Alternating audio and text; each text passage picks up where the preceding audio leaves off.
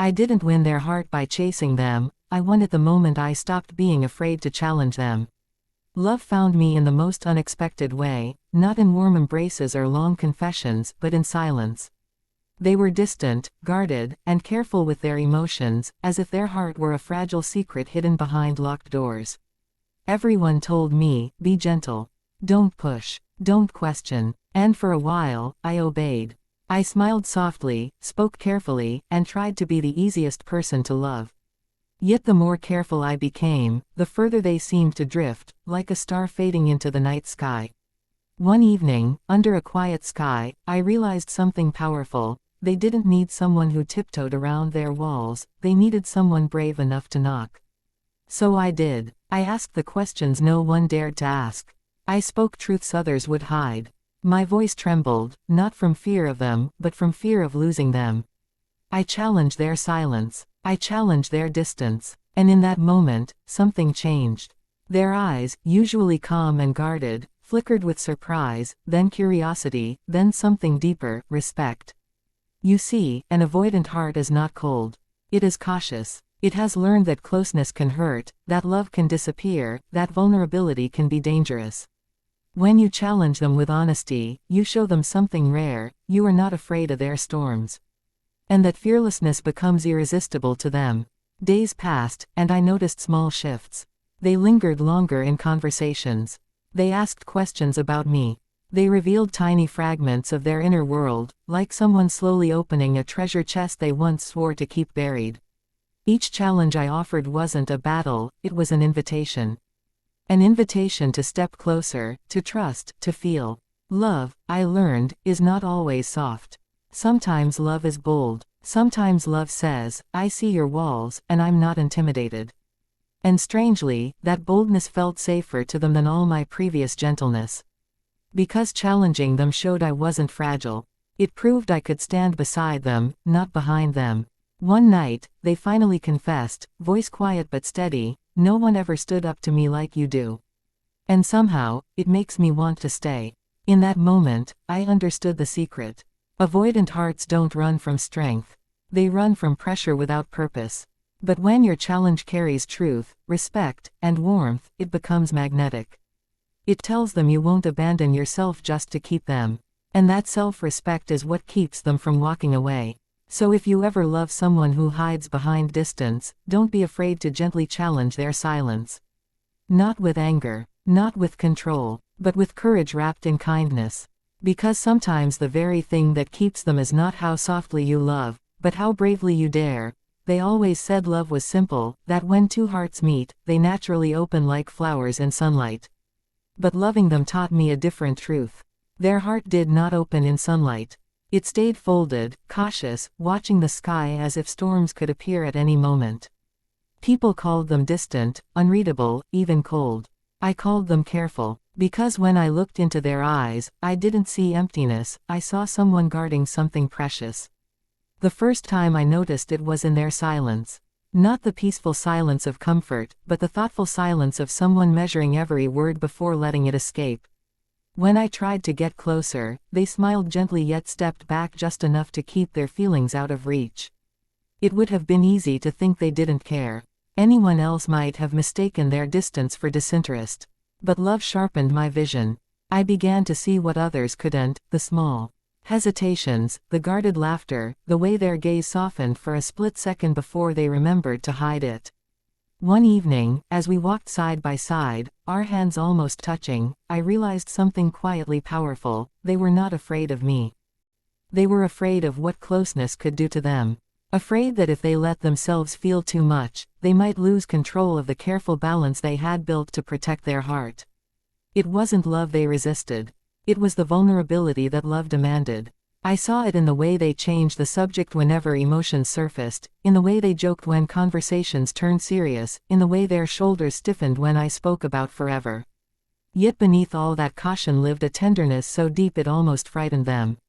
And somehow, without saying it aloud, I understood that their distance was not rejection. It was defense. A shield shaped by past wounds, disappointments, and silent promises they once made to themselves that they would never again let anyone see them break. So instead of chasing them or pulling away, I stayed steady, letting my presence become something they could study, something safe enough to approach slowly, like a flame they wanted to feel but feared might burn. Themi didn't learn the power of a gentle challenge all at once. It revealed itself slowly, like dawn spreading across a quiet horizon. In the beginning, I thought love meant agreeing with them, adapting to their moods, and never questioning their distance. I believed that if I stayed easy, soft, and undemanding, they would feel safe enough to come closer. But instead, something unexpected happened. The more I made myself smaller, the more invisible I seemed to become in their world. One afternoon, while we sat across from each other, their replies grew shorter, their attention drifting somewhere I couldn't follow. My heart whispered that silence was swallowing us, and for the first time, I chose not to ignore it. I leaned forward, my voice calm but steady, and said, "Why do you disappear when things start to feel real?" The question lingered between us like a note from a song neither of us had finished. They looked at me, surprised, not angry, not defensive, just awake, as if something inside them had been gently shaken. That moment changed everything, not because I confronted them harshly, but because I challenged them with care. My words didn't accuse, they invited. And in that invitation, they sensed something rare: respect. I wasn't trying to control them or force them to change. I was showing them that I saw them clearly, that I noticed their patterns, and that I valued honesty more than comfort.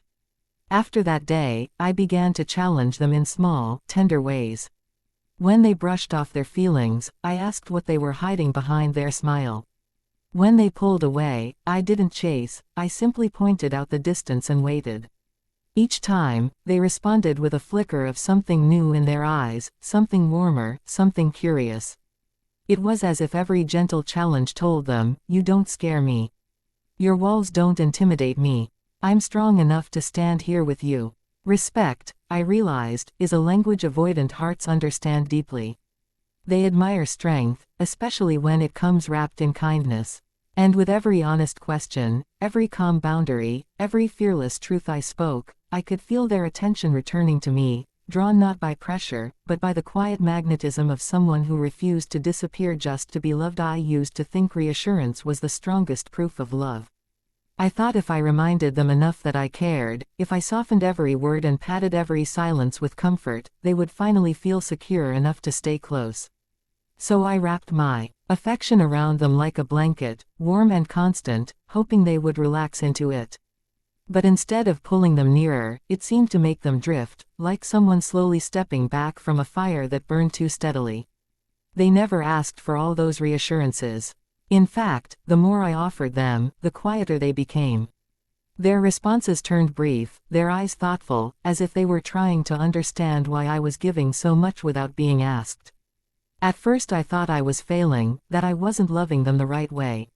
Yet deep down, something told me it wasn't love they doubted, it was me they were studying. They were watching to see if I would lose myself in the process of loving them. One evening, I decided to do something different. Instead of filling the silence with comforting words, I let it breathe. Instead of explaining my feelings again, I simply smiled and leaned back, calm and sure of myself. I spoke about my dreams, my boundaries, my thoughts, not to impress them, but because they were part of who I was. I didn't shrink to fit their distance. I stayed whole. That was the night I saw the shift. Their posture changed, their attention sharpened, their curiosity awakened. It was subtle, almost invisible, but unmistakable. My confidence had done what endless reassurance never could. It intrigued them. It drew them closer. It showed them that I wasn't loving them out of fear of losing them, I was loving them from a place of strength. Avoidant hearts are deeply sensitive to energy. They can sense when love is offered freely and when it is given desperately. Confidence feels safe to them because it carries no pressure, no silent demand, no hidden plea. It tells them you are steady, grounded, and capable of standing on your own even while standing beside them.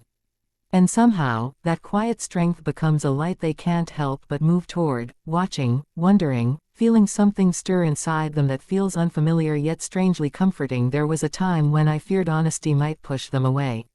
I thought truth was too sharp, too risky, too capable of shattering the delicate connection we were building. So I swallowed certain words, softened certain feelings, and pretended certain silences didn't hurt. I convinced myself that peace meant avoiding confrontation, that love meant never disturbing the surface of what seemed calm. But beneath that calm, something restless kept moving, like waves quietly gathering strength beneath still water. One evening, the quiet between us felt heavier than usual. They were there beside me, yet somehow far away, their thoughts locked behind eyes that revealed nothing. My chest filled with unspoken questions, and for once I didn't silence them. I turned toward them and gently said what my heart had been holding. When you shut me out, it feels like I'm standing outside a door that only you can open. My voice carried no accusation, only truth. The words hung in the air, fragile yet steady. They didn't pull away. They didn't grow cold. Instead, they looked at me more closely than ever before, as if they were seeing me in a new light. It was the kind of gaze that studies, that listens, that measures sincerity. In that moment, I realized something quietly profound. Honesty hadn't created distance. It had created a bridge. Avoidant hearts expect confrontation to come with blame or pressure. They prepare themselves for conflict the way someone braces for thunder. But when honesty arrives calmly, without force or drama, it surprises them. It disarms them. It shows them that truth doesn't always wound, sometimes it understands. My words hadn't trapped them. They had given them space to respond, space to step forward willingly instead of being pulled. After that, I noticed subtle changes. They spoke more openly, not all at once, but in small offerings, like someone testing the safety of unfamiliar ground. Each time I shared something real, they seemed to relax, as if my honesty was proof that emotions didn't have to be chaotic or overwhelming. It was as though they were learning that closeness could exist without losing control, that connection didn't have to feel like pressure, and that being understood didn't mean being exposed against their will. Once believed love meant being endlessly gentle, like a soft song played on repeat, never rising in volume, never changing its tone. I thought if I stayed warm enough, patient enough, understanding enough, they would naturally feel safe enough to stay. And I was warm. I was patient. I was understanding. But something inside them still hovered at a distance, as if they were standing close to a fire yet unsure whether to step fully into its glow. That was when I realized love alone wasn't the whole language they understood. One evening, as the sky melted into shades of gold and violet, they withdrew into their familiar silence. The old version of me would have filled that silence quickly, rushing to comfort, to reassure, to smooth away whatever unseen worry lived in their chest. But that day, I did something different. I let the quiet remain. Not coldly, not harshly, but confidently. I stayed warm in my presence, yet steady in myself. And when I finally spoke, my voice carried both kindness and courage. I told them gently that I cared for them deeply, but I would never pretend their distance didn't affect me. They looked at me in a way they never had before. Not startled, not defensive, but attentive, as if they had just heard a note in my voice they didn't know existed. That was the moment I understood the balance they needed. Too much softness, and they drifted. Too much force, and they retreated. But warmth paired with fearless authenticity held them there, right beside me, curious and present. There is something quietly powerful about loving someone without abandoning yourself. It changes the air between two hearts. They could feel that I wasn't trying to trap them with affection or persuade them with sweetness. I was simply being real, honest about my feelings, steady in my worth, open in my care. And that authenticity created a kind of gravity. It didn't pull them with pressure, it drew them with truth. I could see it in the way their posture softened when I spoke honestly, in the way their eyes lingered on mine a little longer than before, in the way their guarded energy began to loosen, thread by thread.